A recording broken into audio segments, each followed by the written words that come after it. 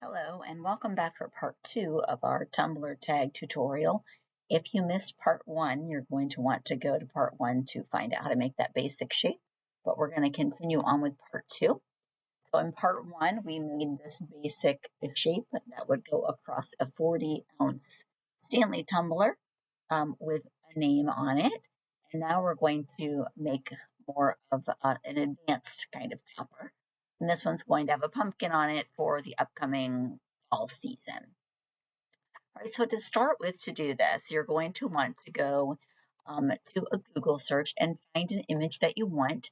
And it's important when you're looking for those images that you're finding those royalty-free images, something that's free. And so I found this pumpkin here. It says easy peasy fun coloring page. It looks great. It's pretty simplistic, which I like. And I am going to just right click on this image so that I can copy the image. And then I'm going to open my Inkscape file and I am going to just paste it in. So there is my image. So the first thing I'm going to need to do for my image is I'm going to need to make a bitmap of this image. My bitmap is already open in my menu. I can see it here. If it wasn't though, with your image selected, you would just go to Path on the top menu and then choose Trace Bitmap. And so it's showing you here in the window. I've got live updates checked. So if I change my threshold, I can see it happening live in real time. And the default usually for tracing the bitmap when you paste it in is 0.45. I played with the design a little bit and I found that I think it looks best at a 0.8 here. So I'm going to hit apply. So now I've got a bitmap on top of my original image. I'm going to move my bitmap out of the way. It's the one that's a little bit darker. And I'm going to delete the original. Okay, I'm going to just select my new bitmap and move it back over into the center so we can all see it a little bit better when we're working on it. Okay. You'll notice that it's got a little bit of text down to the bottom. I don't want that. So the next thing I'm going to do is get rid of that text. And to do that, right under your selector tool, I'm going to select this node tool. And that's going to show me all of the nodes in my design. And I want to get rid of these nodes here. So I'm just going to drag a selection box around those and hit delete.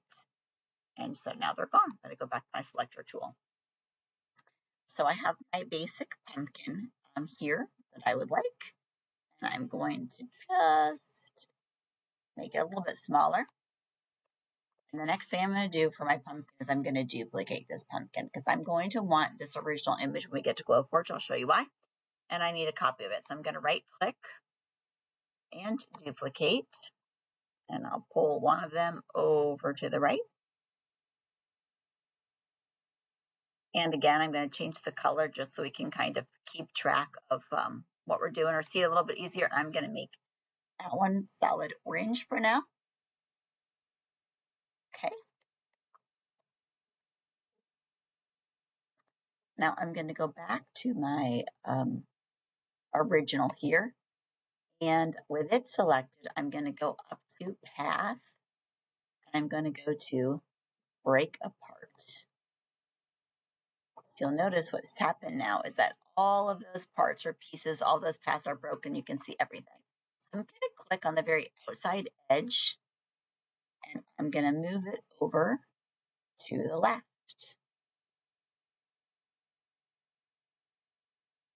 Okay. All right. And then the next thing I'm going to do is I'm going to move my name off of this for now. You can see it's still over there. Okay. And I'm going to move my pumpkin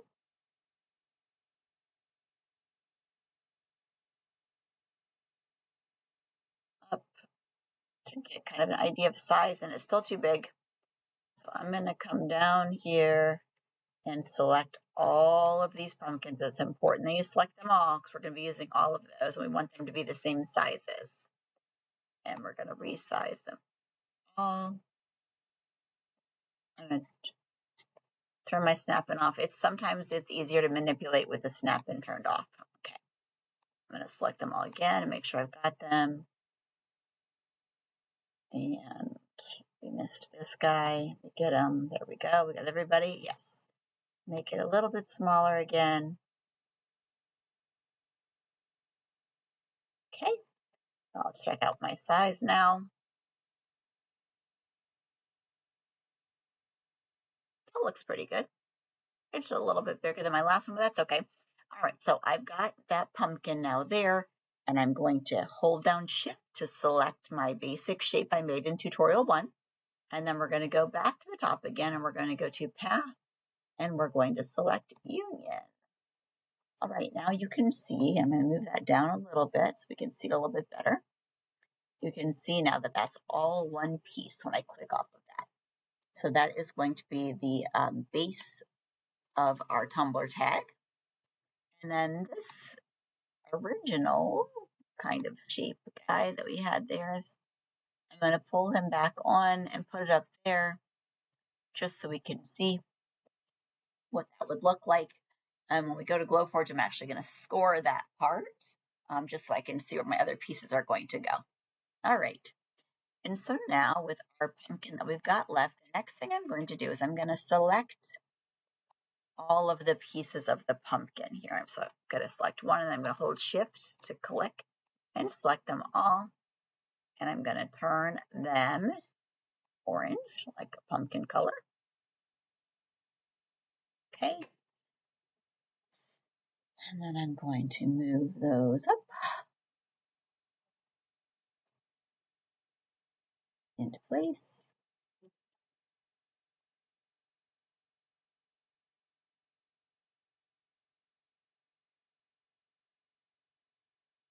Like that. And then again, just so that we can really see what's happening, I'm going to go back and change this pumpkin that it was orange to a different color, just so we can see where how these designs are different. All right, and then what I've got left here are the bits that I want to be green. So I'm going to select those, and I'm going to choose green on the bottom, and I'm going to move them up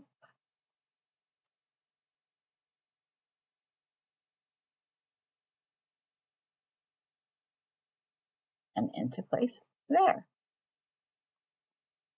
Okay, now because all of those parts are different colors, when we open them in Glowforge, they're going to come in as different layers so that we can cut just the green bits from the green acrylic, the orange bits of the pumpkin from orange acrylic, and so on. Okay, and then there's my name, which I'm going to end up cutting for the top in a different color, so I'll just leave it right there for now.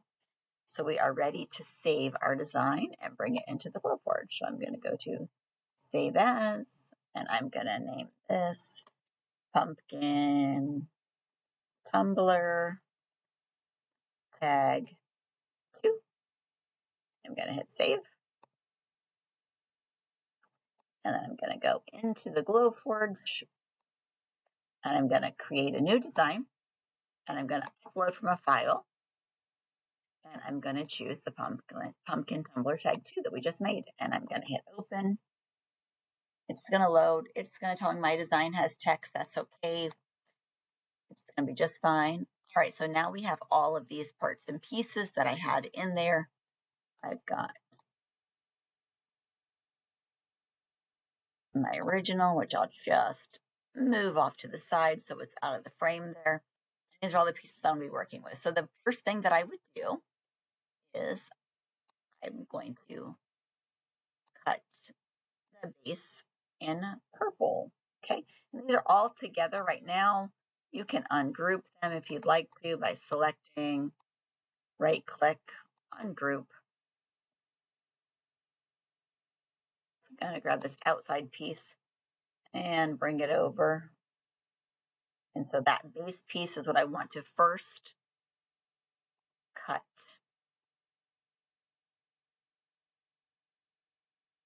In my purple.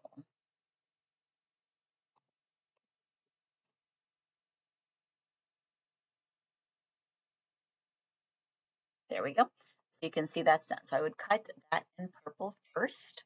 I would hit ignore on that part of the design or drag it out of the way, and then cut my parts in green and my parts in orange. And so that is how you make that layered pumpkin tag. I'm going to go stick my finished one in the top of my Glowforge just so you can kind of see with the camera get an idea of what it looks like.